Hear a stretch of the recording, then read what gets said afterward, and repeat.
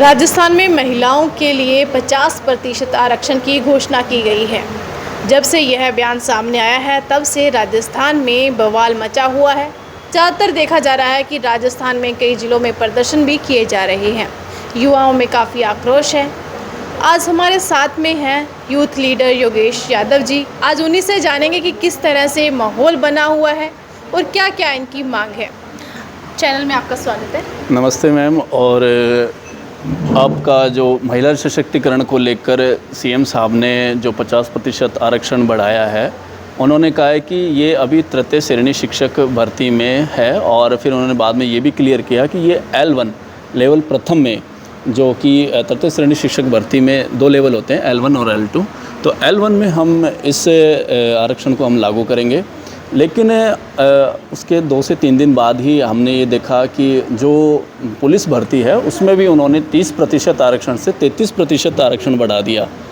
तो कहीं ना कहीं ये दिखा रहा है कि एक तरह से आप एक ही तबके को अगर आधा आरक्षण दे दोगे तो बचा हुआ जो आधा आरक्षण है वो सफिशिएंट नहीं है। क्योंकि अगर हम देखें तो साफ तौर पे जितने फॉर्म भरे जाते हैं उनमें करीब 60 से 70% सिर्फ पुरुष आवेदन होते हैं, बाकी सीटों पर महिलाएं आवेदन करती हैं। तो ये कहीं ना कहीं बहुत ज़्यादा गलत है, छात्रों के अधिकारों का हनन है। और अगर हम आर्टिकल 15-16 में जाएं तो उसमें भी हमें साफ तौर पर देख सकते हैं कि जो पुरुष वर्ग है उनके संवैधानिक अधिकारों का हनन हुआ है। तो क्या आपको लगता है कि सीएम की ये घोषणा गलत साबित होगी, और क्या लगता है कि राजस्थान में जो वर्चस्व बराबरी का होना चाहिए वो कहीं ना कहीं महिलाओं के पक्ष में जाता हुआ नज़र आ रहा है? देखिए मैम, जो भी छात्र तैयारी कर रहे हैं वो किसान परिवार से आते हैं अधिकतर, और जयपुर रहकर महंगे अपने किराए दे रहे हैं, यहाँ पर लाइब्रेरी में पढ़ रहे हैं, इतनी मेहनत कर रहे हैं। और अगर उनके हक और अधिकारों के साथ कुठाराघात होगा तो छात्र सड़कों पर आए हैं, ऐसे नहीं आए मैम। और दूसरी बात, साफ तौर पर अगर आप देखो तो जो 50-50 सरकार ने फॉर्मूला किया है तो कहीं ना कहीं गलत है, और सरकार को इस फैसले पर पुनर्विचार करना ही पड़ेगा। क्योंकि जैसे छात्र परीक्षा में बैठते हैं तो उनके अगर पद ही नहीं रहेंगे तो वो किस तरह से परीक्षा अपनी दे पाएंगे। हम देखें, जैसे अब ये सरकार कह रही है कि नहीं, हमने सिर्फ तृतीय श्रेणी शिक्षक में किया है, लेकिन हमारा कहना ये है कि तृतीय श्रेणी शिक्षक के बाद पुलिस भर्ती में किया गया, 3% आरक्षण बढ़ाया गया। इस तरह सरकार एक प्रायोगिक तौर पर इन चीज़ों को ले रही है।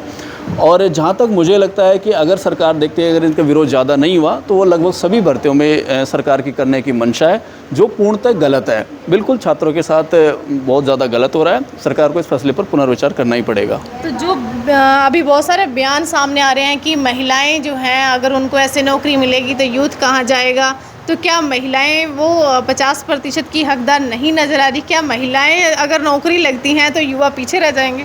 देखिए मैम, हम किसी भी महिला और जो भी हमारी बहनें हैं उनके अधिकारों के ख़िलाफ़ नहीं है, ना ही हम कोई महिलाओं के ख़िलाफ़ प्रोटेस्ट कर रहे हैं। हमारा कहना सरकार से सीधा सा मतलब यही है कि आप सिर्फ एक तबके को ध्यान मत दीजिए, आप दोनों वर्गों को देखिए, पुरुष वर्ग महिला वर्ग, आप दोनों को ध्यान में रखिए। अगर आपको महिला सशक्तिकरण करना ही था तो आप अपने कैबिनेट से शुरुआत कीजिए।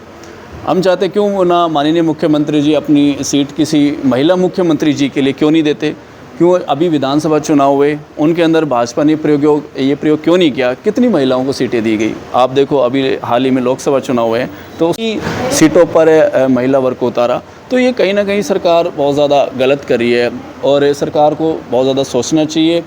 छात्र सड़कों पर उतरे हुए हैं और हक और अधिकारों की लड़ाई निरंतर जारी है। जैसा कि आप देख पा रहे हो, पूरे राजस्थान के अंदर जहां अलग अलग ज़िले हैं वहां पर, जैसे जयपुर के अंदर 20 तारीख को बहुत बड़ा आंदोलन हुआ, मनोज भाई और मैं दोनों भाइयों ने मिलकर ये किया।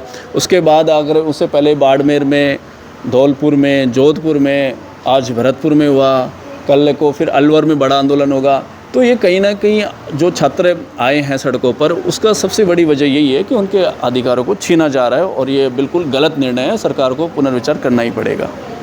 जी बिल्कुल, बहुत बहुत शुक्रिया हमसे बात करने के लिए। तो योगेश जी ने कहा कि महिलाएं जो हैं उनके लिए इस तरह से जो सरकार अपना बयान दे रही है तो कहीं ना कहीं एक तबके को ध्यान में रखते हुए नहीं, इस पर पुनर्विचार होना चाहिए, और महिलाओं के लिए जो आरक्षण की बात की गई है वो कहीं ना कहीं बराबरी की बात भी होनी चाहिए। बहुत बहुत शुक्रिया।